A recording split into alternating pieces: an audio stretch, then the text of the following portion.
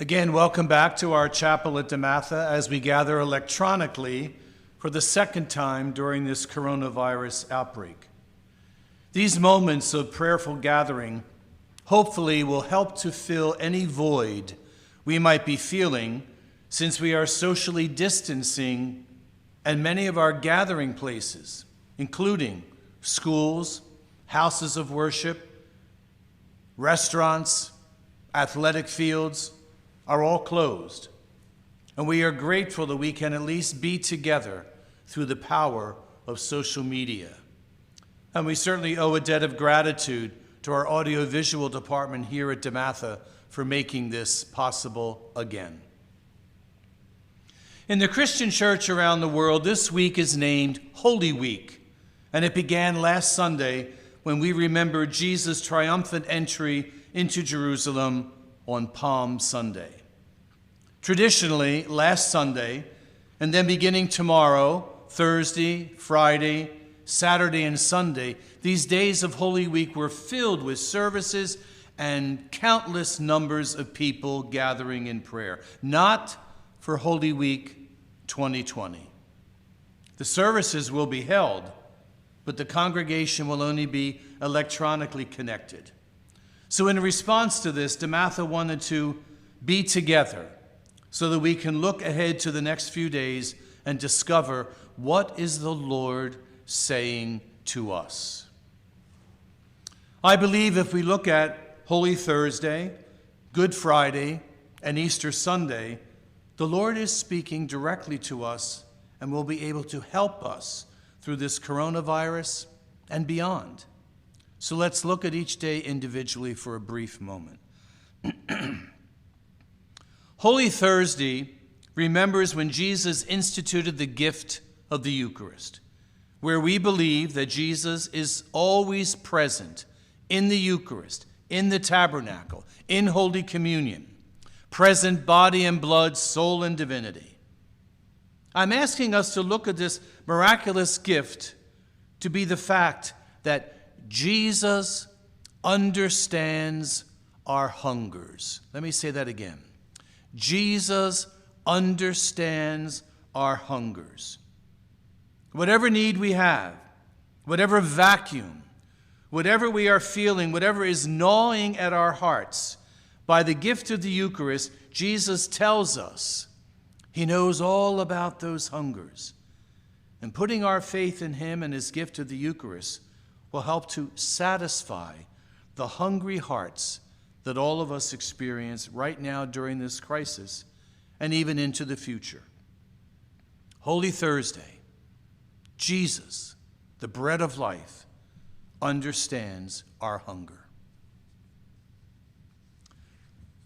Good Friday remembers when Jesus suffered and died on the cross for us and for all humanity.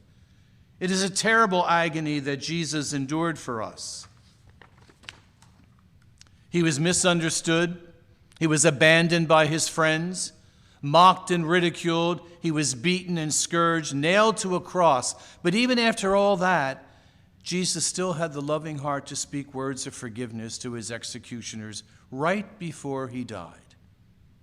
So, when we look at Good Friday, I believe we can say, Jesus understands our suffering and pain. Jesus understands our suffering and pain. He was not immune to it in his own life. He knew all about betrayal. He knew about isolation. He knew the death of his foster father, his friends. He knew that his good intentions were misunderstood and changed into something ugly and radical. He went through all of that and more for us. So no matter what you and I are going through now or in the future, whatever burdens we feel, whatever interpersonal struggle or feelings of abandonment or being overwhelmed, whatever it is, Jesus understands it all. All we need to do is speak to Jesus about it. So, when we remember Good Friday, we also believe that Jesus understands our suffering and pain. But oh, it's the glory of Easter Sunday that has to capture our attention. When we recall on Easter Sunday that Jesus defeated death and returned to life and offers us that same glory, then everything that Jesus said and did during his years with us, they all take on new meaning. We might say his rising from the dead gave him the credentials for us to believe in him and to believe in his words. I am the resurrection and the life. Believe in me and live forever. Because of Easter, now we do believe. Come to me if you are burdened, and I will give you rest. Because of Easter, we believe those words. When Jesus came out of that tomb, he was victorious, and he offers his hands to each one of us to pull us out of whatever tombs we are in. So when we think of Easter Sunday, we know that Jesus understands our hopes and our dreams. In summary, Holy Thursday, Jesus understands our hungers. Good Friday, Jesus understands our pain and suffering. Easter Sunday, Jesus understands our hopes and our dreams. And he has the power to change our lives and change our direction in life.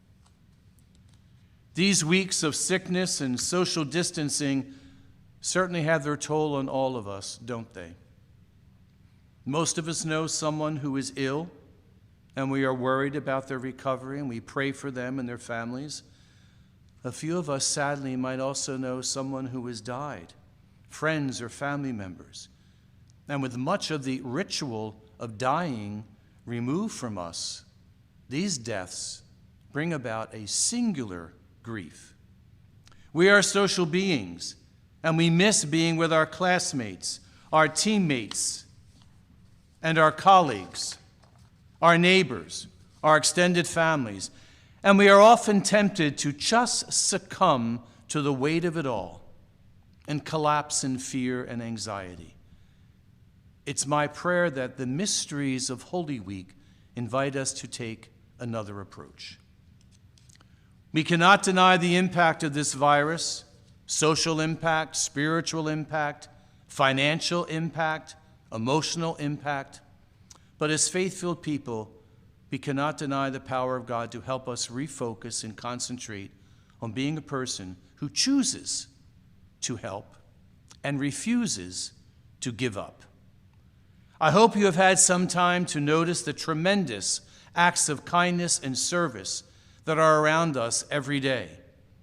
Last Sunday, the governor asked all of us at noon to pause for a moment of prayerful gratitude for the healthcare workers, the first responders, and their dedication to all of us. We know that the food shelves are being restocked daily because of the hard work of their employees.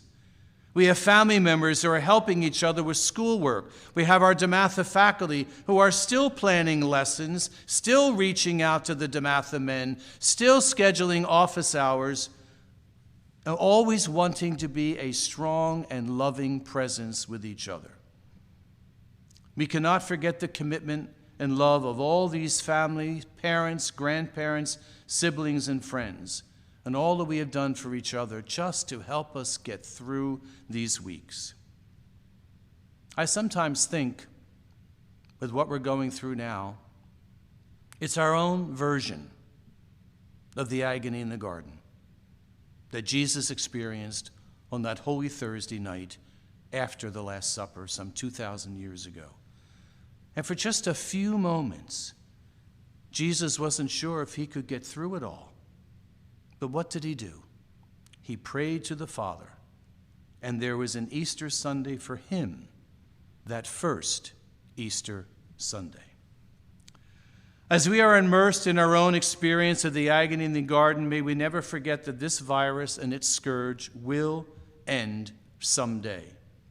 We can never forget the blessings that we have and the many people we need to express gratitude for all they do for us every day. Believers in Jesus, all of us, are not Good Friday people.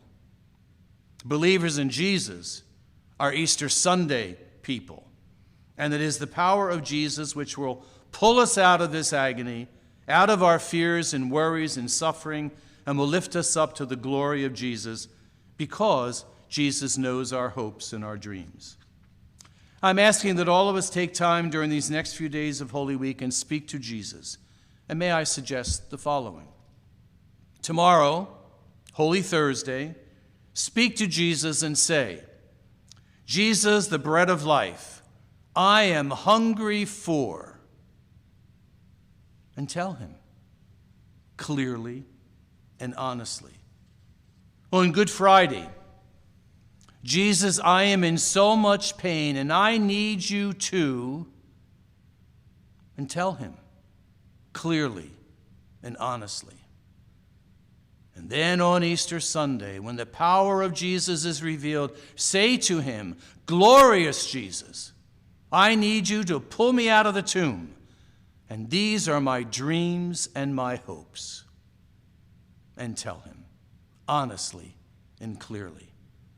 And then let us sit back and let God do what he does best, loving and helping us, his people. In closing, I guess most of you know that many of my years at DeMatha were spent as a guidance counselor, because that was part of my academic training. And once a counselor, always a counselor. First, I'm speaking now as a counselor to all the DeMatha Stags listening. And if moms and dads are listening and the Stags are not, may I ask you to pass this on to your son or grandson when you talk with him. DeMatha Stags, reach out to others.